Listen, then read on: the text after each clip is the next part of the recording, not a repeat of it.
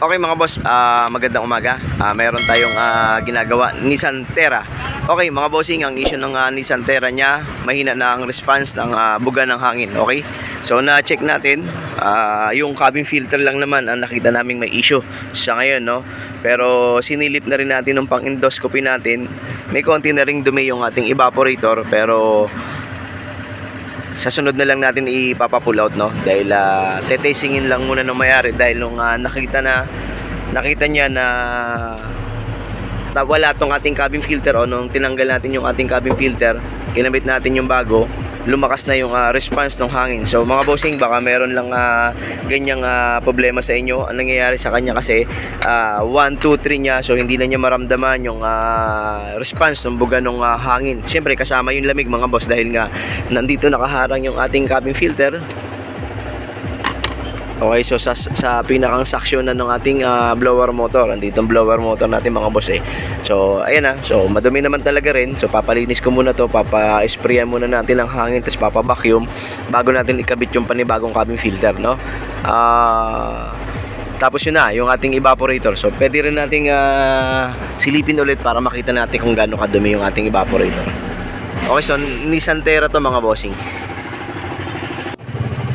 Okay, try natin kung makikita natin ng mas malinaw yung ating evaporator mga bossing. Pero yung ating camera medyo ano na, naghahanap na ng kapalit.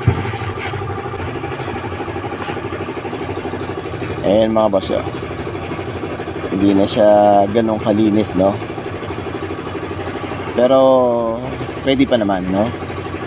May mga portion lang siya na ano, na may konting sipon sa baba, pero yung pinakang kabuuan hindi pa naman ganun kadumi. Pero subject na siya for cleaning na, yun ang sabi natin sa ating kliyente. Okay, so papalinis lang natin yan. Kailangan ko na magpalit ng panibagong pang endoscopy. Medyo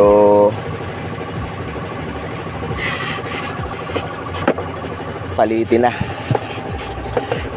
Okay, so sobrang dumi naman talaga. Ayan, no?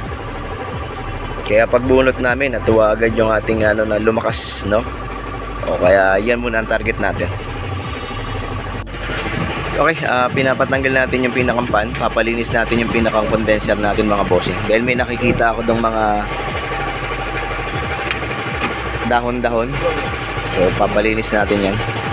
Sagabal nga lang yung kanyang pan. Kaya hanggat maaari kung matatanggal, tanggalin natin.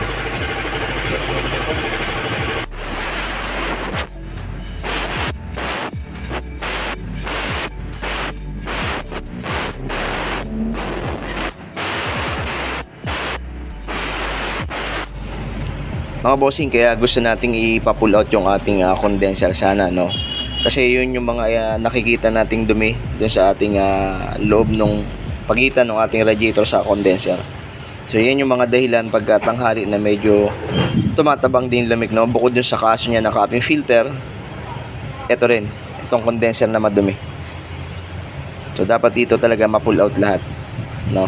Pero kung hindi natin siya magagawa ngayon, so tingnan natin yung pwede nating maitulong na linis para lang matanggal yung mga yan, no? Pero ang advice natin, pull out lahat para isang trabaho lang siya. Okay, yan yung mga bossing. So pasilip nyo rin, year 2018 yata sa kanila to. So kung may mga ganyan ng edad o taon na nasa inyo yung unit, hindi nyo pa napapalinis, o pa-check nyo na para at least yung compressor kasi ang nagiging kawawa, no? Pagka may high pressure.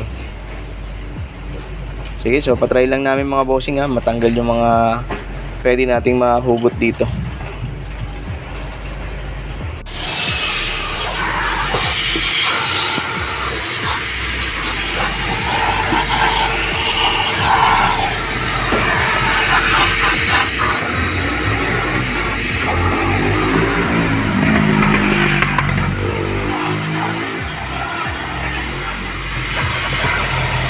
Ano yung mga para kayo na nanguhuli ng ano dyan?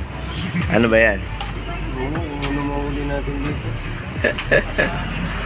King crab ulit. Parang yan, alos yan. Ha? Grabe no? Malaman ng king crab.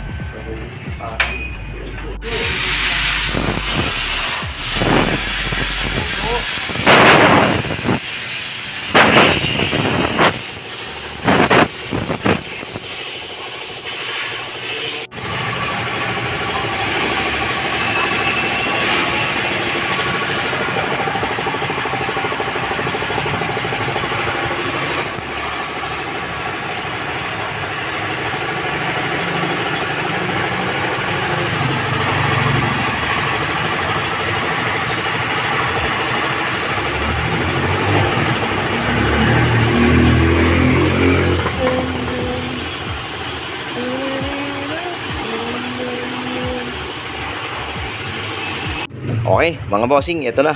Kahit pa paano, luminis na yung ating condenser sa ating radiator. Okay, so yan yung mga pwedeng basic lang muna na gawin pagka may mga ganong nakita kayong dumi o kaya issue sa tanghali. Isa yan sa mga katulong. Pero pinaka-the best pa rin yan yung ipupull out nyo yung buong condenser, no? Kasi syempre may mga iiwasan ka dyan. So hindi mo siya malinis ng mas maganda. Pero kung medyo hindi pa sa oras o wala ka pang oras, pwede naman yung mga ganyan muna, no? Yan yung mga temporary pwedeng gawin. Okay, so kahit pa paano nakahinga ng konti. Okay mga bossing, so yun lang ginawa natin dito sa ating Nissan Terra.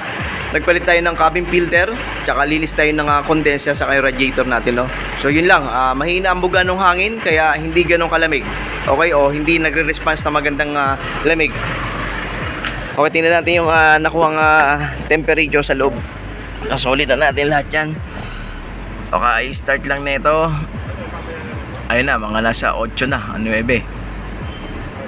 Okay, malamig naman mga bossing. Malamig naman. Tsaka yung kaninang number 3 nya, yung 3 bar doon sa ating panel, wala talaga, parang hininga lang. Pero ngayon, lakas ng hangin.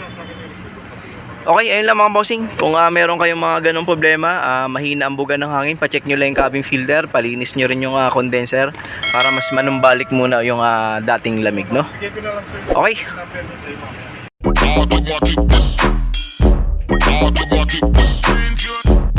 I want it.